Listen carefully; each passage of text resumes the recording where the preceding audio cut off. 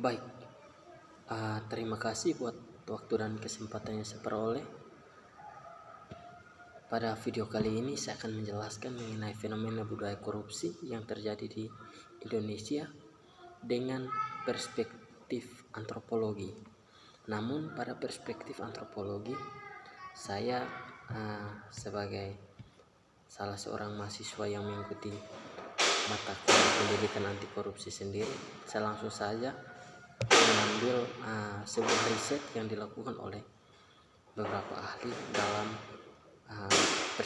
perspektif antropologi tersebut. Namun sebelum saya menjelaskan lebih jauh mengenai fenomena budaya korupsi yang terjadi di Indonesia beserta dengan perspektif antropologi itu sendiri, pertama-tama izinkan saya memperkenalkan identitas saya. Baik, nama saya Musa Dehapai, NIM 1703030122, kelas C, semester yang ke-6, program studi sosiologi, Fakultas Ilmu Sosial dan Ilmu Politik, Universitas Nusa Cendana. Ya, tanpa memperpanjang waktu, langsung saja pada pembahasan mengenai sebuah fenomena korupsi yang terjadi di Indonesia. Jadi menurut saya bahwa fenomena korupsi yang terjadi di Indonesia sudah tidak asing lagi bagi kita.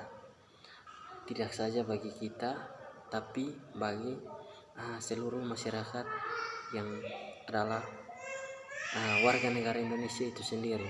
Sebab korupsi yang terjadi di Indonesia sangat-sangat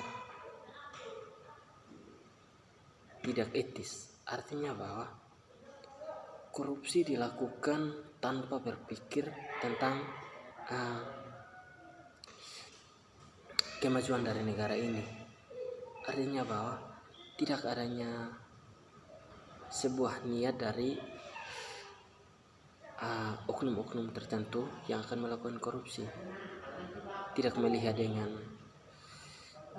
kondisi Indonesia saat ini dan lain sebagainya, di mana oknum-oknum yang menyandang status tinggi dan juga berperan dalam melakukan niat korupsi itu sendiri melakukan korupsi bagi mereka sesuatu yang biasa-biasa saja.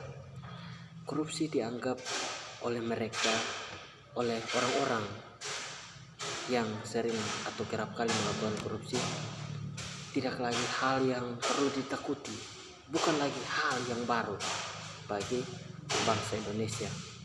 Korupsi adalah makan dan minumnya pelaku atau oknum-oknum yang menyandang status tinggi dan juga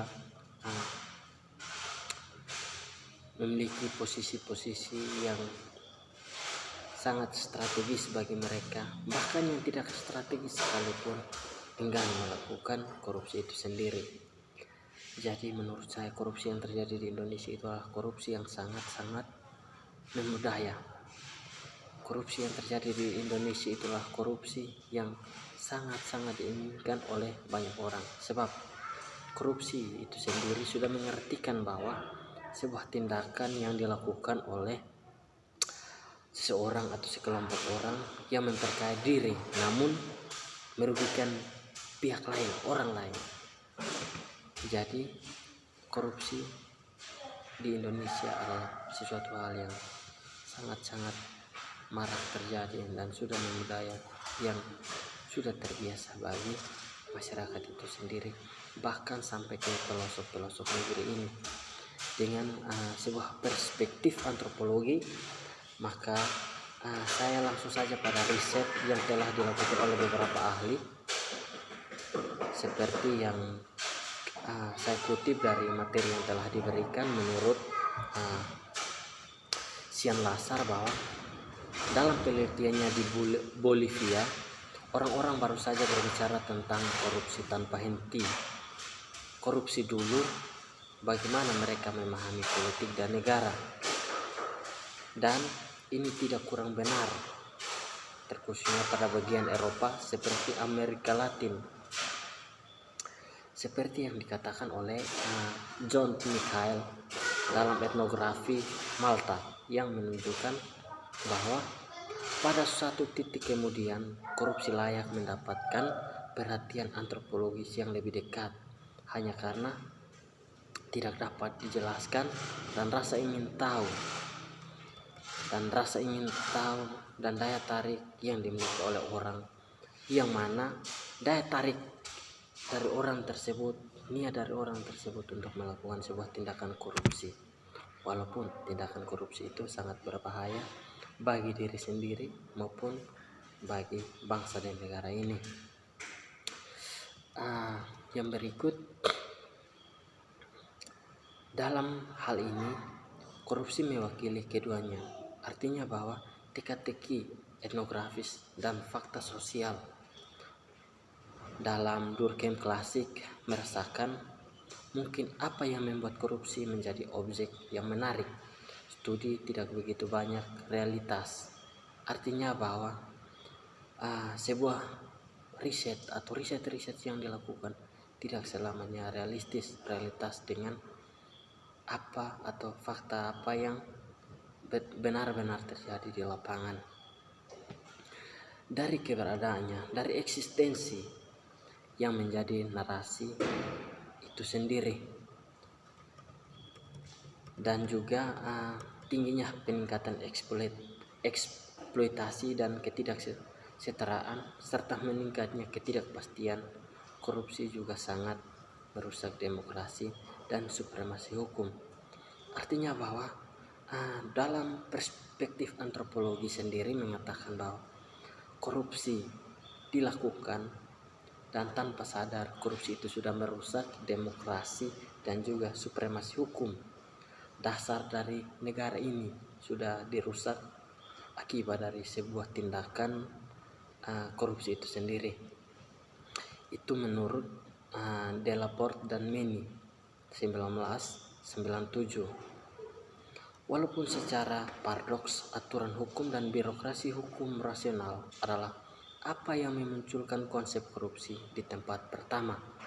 Artinya bahwa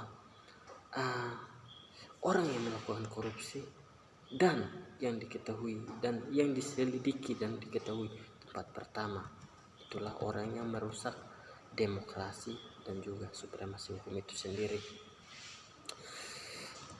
Lanjut dengan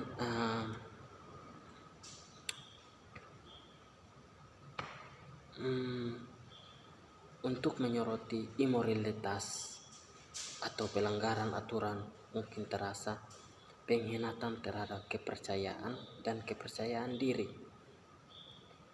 Berarti dengan kita melakukan korupsi sendiri berdasarkan perspektif antropologi, di mana kita sudah merusak kepercayaan kita dan kepercayaan diri kita dan juga kepercayaan dari pihak lain, di mana saat kita diketahui melakukan korupsi, langsung saja segala jenis kepercayaan yang diberikan oleh orang-orang tertentu terhadap kita tiba-tiba saja dilepas kendali akibat sebuah kesalahan, sebuah yang disengajakan itu kita lakukan. Oleh karena itu, berdasarkan perspektif antropologi, korupsi sebenarnya tidak baik, tidak perlu dilakukan oleh kita, sebab korupsi itu tidak baik. Dari perspektif antropologi sendiri bahwa korupsi itu merusak birokrasi, dan juga korupsi itu sendiri merusak supremasi hukum. Sama halnya dengan Indonesia, di mana korupsi dijadikan sebagai fenomena. Itu merupakan hal yang salah dan tidak perlu dilakukan. Jadi baik, pada materi kali ini seperti yang saya jelaskan dalam riset yang dilakukan oleh beberapa ahli, seperti yang tadi setelah saya lakukan, bahwa berdasarkan perspektif dari antropologi itu sendiri bahwa korupsi sebenarnya tidak baik dilakukan oleh siapapun itu, dan apapun tujuannya, korupsi tidaklah baik dilakukan. Sebaiknya hargai dan syukuri apa yang dimiliki. Sekian dan terima kasih dari saya.